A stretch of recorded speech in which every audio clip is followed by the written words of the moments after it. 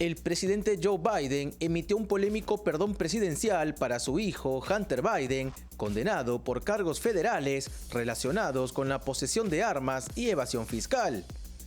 Este acto, anunciado el domingo, contradice directamente las declaraciones previas del presidente y de la Casa Blanca, quienes habían asegurado que no interferirían en el proceso judicial. En junio, Biden declaró a ABC News que aceptaría los resultados del juicio y no otorgaría un indulto a su hijo. Incluso, hace pocas semanas, la secretaria de prensa de la Casa Blanca reiteró que no había intención de perdonarlo. Sin embargo, con las sentencias programadas para este mes, Biden justificó su decisión calificando los cargos contra su hijo como una supuesta injusticia política. Hunter Biden enfrentaba hasta 25 años de prisión por posesión de armas mientras era adicto a las drogas y hasta 17 años adicionales por evasión fiscal. Este perdón no solo elimina las consecuencias legales para Hunter, sino que también plantea serias preguntas sobre el uso de poder presidencial para proteger a familiares de procesos judiciales imparciales. Con este acto, Biden no solo contradice sus compromisos de no intervenir en el Departamento de Justicia, sino que también utiliza su posición para evitar que su hijo enfrente las consecuencias legales que cualquier otro ciudadano tendría.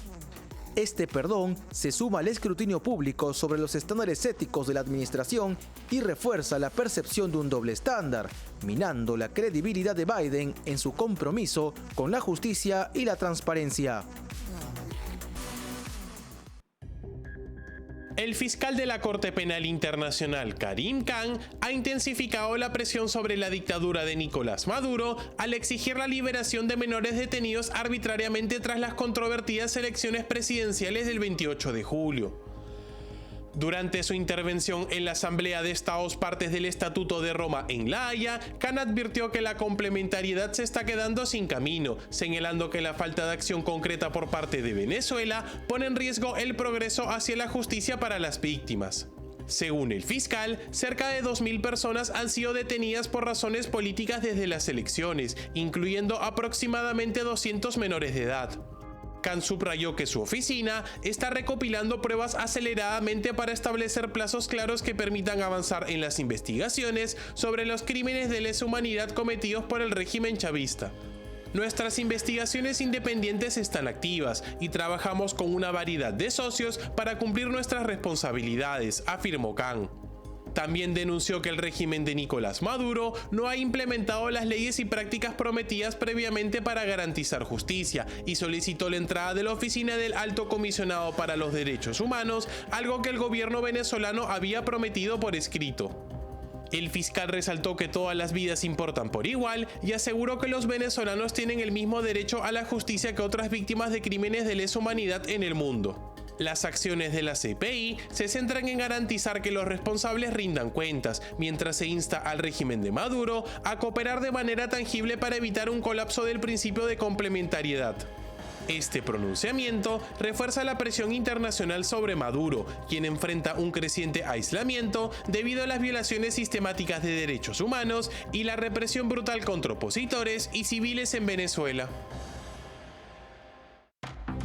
En una reunión clave en Bruselas, los ministros de Exteriores de los 32 países de la OTAN se mostraron poco inclinados a ofrecer una invitación formal de membresía a Ucrania, una decisión que decepciona a Kiev mientras enfrenta desafíos en el campo de batalla y la vuelta de Donald Trump a la Casa Blanca. El ministro de Exteriores de Ucrania, Andriy Sybiha, había solicitado a la alianza que extendiera una invitación formal, argumentando que ello desactivaría uno de los principales pretextos de Rusia para su invasión, impedir que Ucrania se una a la OTAN. Sin embargo, diplomáticos señalaron que no hay consenso entre los miembros para dar este paso. El secretario general de la OTAN, Mark Rutte, declaró que el foco de la alianza es construir un puente hacia la membresía de Ucrania, pero enfatizó que el tema urgente es garantizar que Kiev reciba más armamento para repeler a las fuerzas rusas. La posición de Ucrania, reforzada por su amarga experiencia con el Memorándum de Budapest de 1994, en el que renunció a su arsenal nuclear a cambio de garantías de seguridad que nunca se materializaron, es clara: no aceptará alternativas a la membresía plena en la OTAN. Sin embargo, la inclusión de Ucrania en la alianza tiene obstáculos importantes. Uno de ellos es que el país está en un enfrentamiento directo con Rusia, por lo que ello implicaría un involucramiento directo de la OTAN en una guerra. El presidente de Corea del Sur, Yoon Suk Yeol, enfrenta una crisis política luego de declarar ley marcial el martes por la noche, una medida que sorprendió tanto a la población surcoreana como a sus aliados internacionales, incluido Estados Unidos. Un día después, la Asamblea Nacional presentó una moción para destituirlo, que podría votarse este viernes o sábado. La moción necesita el apoyo de 2/3 del Parlamento, controlado mayoritariamente por el opositor Partido Democrático y sus aliados. Aunque faltan menos de 10 votos para alcanzar el umbral, algunos legisladores del partido de Yoon podrían romper filas tras la controversia. La ley marcial, que otorgó control militar al gobierno, desencadenó protestas masivas y un repudio inmediato del Parlamento, que votó 190-0 contra la medida. Durante varias horas, soldados armados tomaron el edificio de la Asamblea Nacional, una acción que evocó dolorosos recuerdos de la represión militar en el país. Yoon justificó su decisión alegando una crisis constitucional causada por disputas políticas internas y amenazas de fuerzas comunistas de Corea del Norte. Si el Parlamento aprueba la destitución, el primer ministro asumiría temporalmente el poder mientras la Corte Constitucional revisa el caso. El proceso podría tomar meses, como ocurrió en el 2016 con la destitución de Park Geun-hye. La popularidad de Yoon, ya debilitada por escándalos y políticas impopulares, se encuentra en mínimos históricos. Según Wall Street Journal, su intento de imponer la ley marcial podría profundizar aún más el rechazo ciudadano y fortalecer las demandas de un cambio en el liderazgo. Esta crisis ocurre en medio de tensiones con Corea del Norte y un momento geopolítico complicado, en el que las amenazas del norte son cada vez más grandes y el acercamiento con Rusia representa un grave peligro. El presidente de Argentina, Javier Milei, ha visto un repunte en su aprobación que alcanzó el 47% en noviembre, frente al 43% registrado el mes anterior, según una encuesta de Atlas Intler para Bloomberg News. Este avance se da en un contexto de mejora económica y la inflación más baja en casi 3 años, lo que marca un cambio positivo al cierre de su primer año en el cargo. La economía argentina ha mostrado señales de recuperación en los últimos meses, con aumentos salariales superando consistentemente a la inflación desde abril y un incremento del 2.7% en los precios al consumidor en octubre, comparado con el 25.5% registrado en diciembre pasado. Además, la victoria de Donald Trump en las elecciones estadounidenses ha elevado las expectativas de asistencia internacional, reforzando la posición de Milei. Sin embargo, el camino no ha estado exento de desafíos, puesto que Milei ha enfrentado la oposición de sectores específicos como las protestas universitarias, lo que según un informe de Bloomberg afectó temporalmente la popularidad del presidente. La aprobación de Milei ha sido muy sensible a conflictos con sectores específicos, especialmente las universidades que tienen una alta capacidad de movilización, señaló Juan Cruz Díaz, director de la consultora Cafeidas Group, citado por el medio. El optimismo generado por la economía también se refleja en el ámbito internacional. Muchos argentinos ven con buenos ojos el regreso de Trump a la Casa Blanca, con casi la mitad de los encuestados esperando que la situación económica mejore bajo esta administración. Milei, aliado declarado del presidente electo, busca renegociar el acuerdo de $44.000 millones con el Fondo Monetario Internacional, confiando en el respaldo estadounidense para consolidar su visión económica. Café Sombra de Pino, un café diferente que crece a la sombra de pinos en Villarrica. Ya lo saben, Café Sombra de Pino, un café premium al alcance de todos.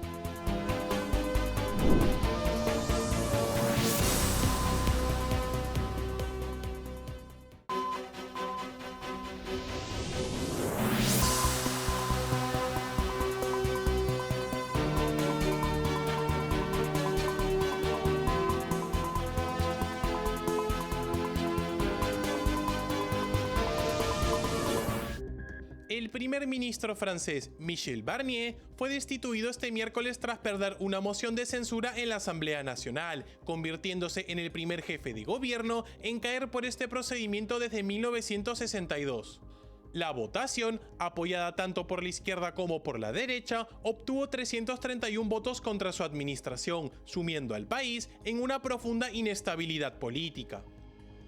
El colapso del gobierno de Barnier, que había intentado imponer su presupuesto para el 2025 mediante un controvertido mecanismo constitucional, refleja la creciente fragmentación del Parlamento francés.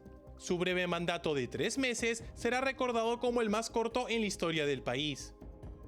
La destitución de Barnier supone un duro golpe para el presidente Emmanuel Macron, quien ahora deberá nombrar un nuevo primer ministro en un contexto de gran polarización política. Sin mayoría en el Parlamento y con su autoridad debilitada, Macron enfrenta llamados para que renuncie, especialmente desde sectores de la derecha liderados por Marine Le Pen. La incertidumbre complica aún más la aprobación de un presupuesto antes del 21 de diciembre, una fecha crucial para evitar un cierre administrativo del gobierno. Entre las medidas más controvertidas del presupuesto rechazado están el aumento de impuestos y recortes al gasto, incluidos retrasos en ajustes de pensiones a la inflación. El panorama político francés, marcado por divisiones y crisis económicas, plantea serios desafíos para el liderazgo de Macron en la recta final de su segundo mandato. La expresidenta de Argentina, Cristina Fernández de Kirchner, deberá enfrentar un juicio oral por la firma de un acuerdo de cooperación judicial con Irán en el 2013, el cual, según la justicia argentina, tenía el propósito de encubrir a los responsables del atentado contra la sede de la AMIA en 1994, un ataque terrorista que dejó 85 muertos y más de 300 heridos. El acuerdo, que supuestamente buscaba esclarecer el atentado, fue impulsado durante el gobierno de Fernández de Kirchner, pero la justicia argentina sostiene que en realidad tenía el objetivo de liberar de culpas a Teherán, señalando a Irán como el principal responsable ideológico del ataque, con la colaboración del grupo terrorista Hezbollah. Este pacto nunca entró en vigor, ya que el parlamento iraní no lo ratificó. El fallo unánime del máximo tribunal de Argentina desestimó un recurso de apelación presentado por la exmandataria, lo que permitió que el juicio oral se lleve a cabo. La Delegación de Asociaciones Israelitas Argentinas, conocida como DAIA, que actúa como querellante en el caso, destacó que este juicio es esencial para esclarecer si efectivamente se intentó encubrir a los responsables del atentado de la AMIA. El acuerdo del 2013 fue cuestionado por la Fiscalía, encabezada por el fallecido fiscal Alberto Nisman, quien en el 2015 acusó a Fernández de Kirchner de encubrimiento. Nisman fue encontrado muerto en circunstancias misteriosas un día antes de presentar sus pruebas ante el Congreso. Este juicio se suma a los graves problemas legales de la exmandataria, que ya enfrenta una condena de 6 años de prisión por administración fraudulenta y la inhabilitación para ejercer cargos públicos. El presidente electo de Estados Unidos, Donald Trump, anunció este jueves el nombramiento de David Sacks, exdirector de operaciones de PayPal y reconocido defensor de las criptomonedas, como zar de la inteligencia artificial y criptomonedas de la Casa Blanca. El cargo busca liderar una reforma en las políticas tecnológicas y financieras del país. Trump, a través de su red Truth Social, señaló que Sacks trabajará en un marco legal que otorgue claridad regulatoria a la industria de criptomonedas, permitiéndole prosperar en Estados Unidos. Este nombramiento coincide con un auge en el sector marcado por el récord histórico de Bitcoin, que superó los $100,000 por primera vez esta semana. El rol de Sacks incluye colaborar con el presidente electo en una nueva estrategia tecnológica que abarca una regulación moderada de la inteligencia artificial y un enfoque en el uso responsable de estas tecnologías en lugar de restringir su desarrollo. Inversionistas tecnológicos como Eva Gill y Sam Altman han elogiado la decisión, destacando el conocimiento técnico y comercial de Sacks en estos campos. Sacks, miembro del influyente grupo PayPal Mafia, se une a figuras prominentes como Elon Musk y Peter Thiel en el equipo de Trump.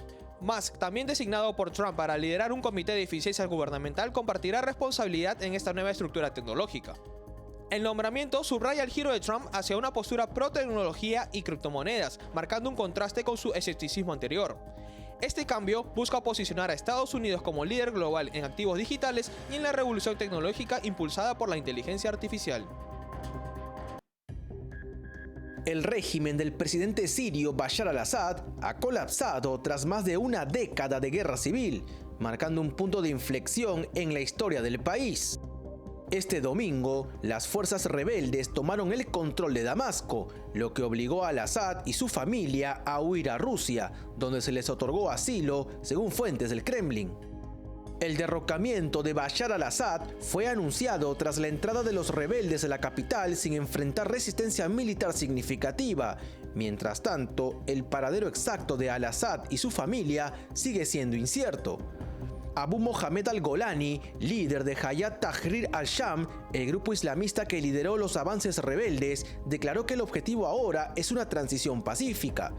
La lucha pasa de derrocar al régimen a construir una Siria acorde a los sacrificios de su pueblo, afirmó. Sin embargo, Hayat Tahrir al-Sham, con su pasado vinculado a Al-Qaeda, enfrenta escepticismo tanto dentro como fuera del país. La caída de Bashar al-Assad deja a Siria en una encrucijada política, mientras la coalición rebelde trabaja en un órgano de gobierno transicional, persisten los temores de represalias y extremismo. Países como Emiratos Árabes Unidos y Egipto, que consideran a Hayat Tahrir al-Sham una amenaza, observan con cautela. Por su parte, Estados Unidos, con tropas en el este de Siria, se comprometió a evitar el resurgimiento del Estado Islámico. La comunidad internacional enfrenta ahora la tarea de decidir cómo tratar con un nuevo gobierno en Siria, mientras el país, devastado por la guerra civil, busca estabilidad en medio de complejas alianzas regionales y desafíos humanitarios. El Ministerio de Justicia de Corea del Sur anunció este lunes una prohibición de salida del país para el presidente Yoon Suk-yeol como parte de las investigaciones sobre su polémica declaración de la ley marcial la semana pasada. Yoon decretó la ley marcial el 3 de diciembre, autorizando el despliegue de tropas en Seúl para enfrentar supuestas fuerzas antiestatales. Sin embargo, la medida, que apenas duró 6 horas, provocó una crisis política y el rechazo del Parlamento, que forzó su levantamiento. Las investigaciones actuales, que abarcan cargos como rebelión y abuso de poder, incluyen también a su exministro de Defensa, Kim Jong-hyun, quien fue detenido el domingo por recomendar la imposición de la ley marcial. Además, 3 altos mandos militares fueron suspendidos por su presunta implicación en el caso. Aunque los presidentes surcoreanos tienen inmunidad para la mayoría de los delitos mientras están en el cargo, esto no aplica a acusaciones de rebelión o traición. Sin embargo, analistas dudan de que Yoon sea detenido de manera forzada debido a las tensiones que podría generar con su equipo de seguridad presidencial. El Partido Democrático, principal fuerza opositora, ha calificado la medida como un golpe inconstitucional y ha presentado denuncias contra Yoon y otros funcionarios. Paralelamente, el líder de su propio partido, Han Dong-hun, sugiere que Yoon debe dejar el cargo de manera ordenada, aunque sin precisar un plazo. Mientras tanto, crecen las protestas ciudadanas exigiendo la dimisión del presidente, cuya gestión ha estado marcada por conflictos con la oposición liberal y una serie de escándalos personales y políticos. Café Sombra de Pino.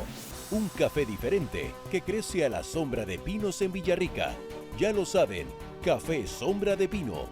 Un café premium al alcance de todos.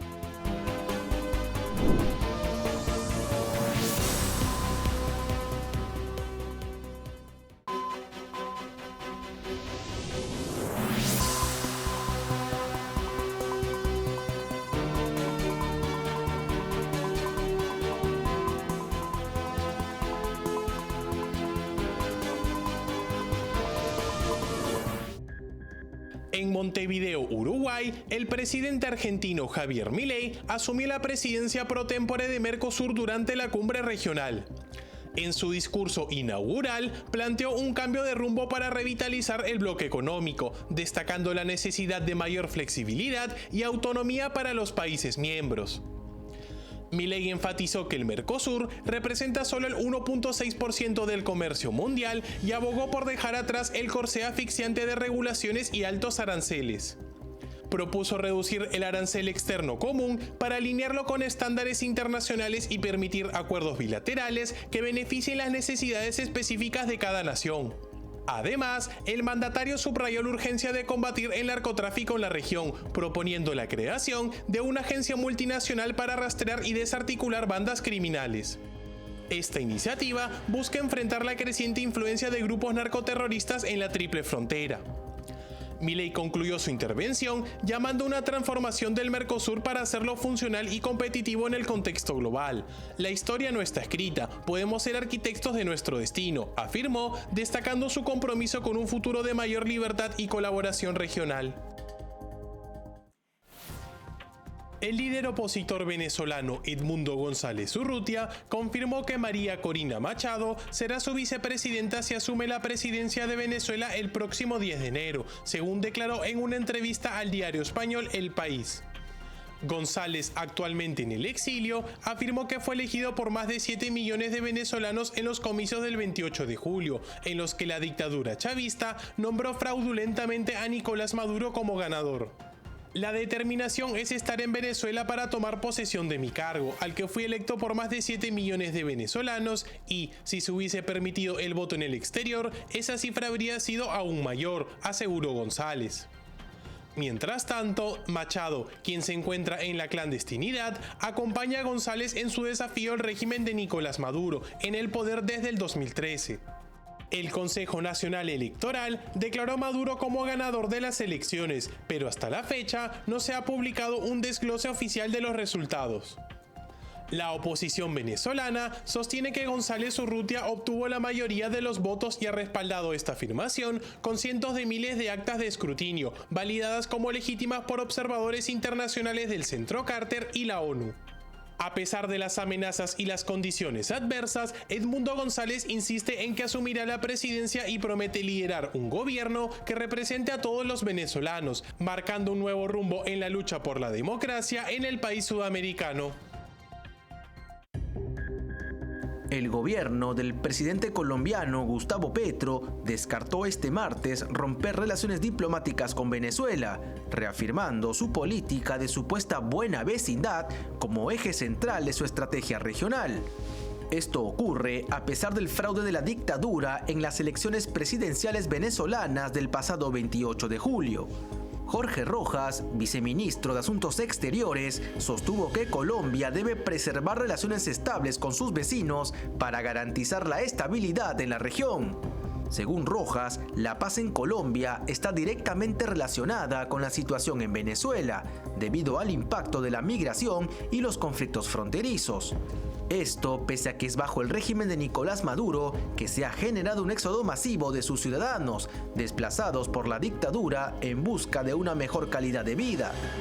Aunque sectores de la oposición han solicitado romper relaciones con el régimen de Nicolás Maduro, el gobierno de Gustavo Petro, de izquierda y parte del bloque del socialismo del siglo XXI, sostuvo que esta medida dificultaría mantener canales de comunicación con Venezuela.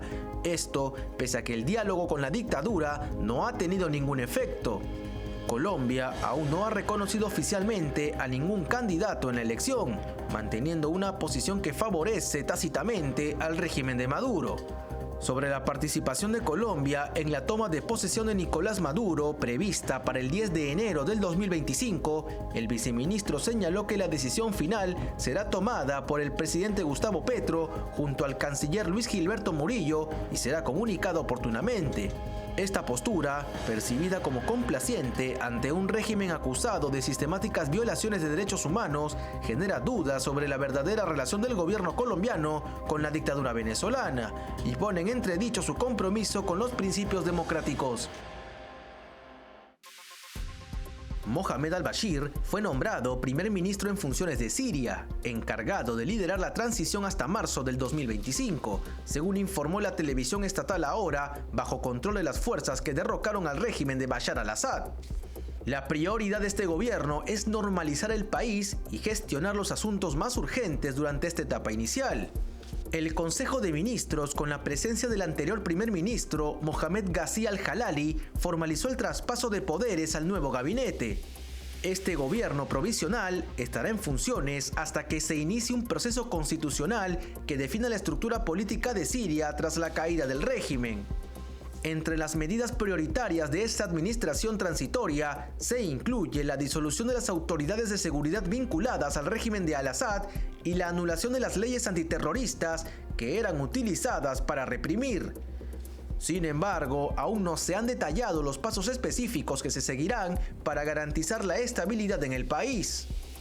Al-Bashir, quien previamente lideró el gobierno de salvación en las zonas rebeldes del noroeste de Siria, ha sido una figura clave en la ofensiva que derrocó a Bashar al-Assad tras 24 años en el poder. Este gobierno de salvación está relacionado con el grupo islamista Hayat Tahrir al-Sham, que desempeñó un papel central en la ofensiva de 12 días que forzó la huida de al-Assad. El conflicto sirio, que había permanecido estancado en los últimos años, experimentó un giro drástico con esta ofensiva rebelde, marcando el inicio de una nueva etapa en la reconstrucción política del país. Ahora, el liderazgo de al-Bashir y su equipo será crucial para estabilizar Siria y establecer las bases de una transición democrática.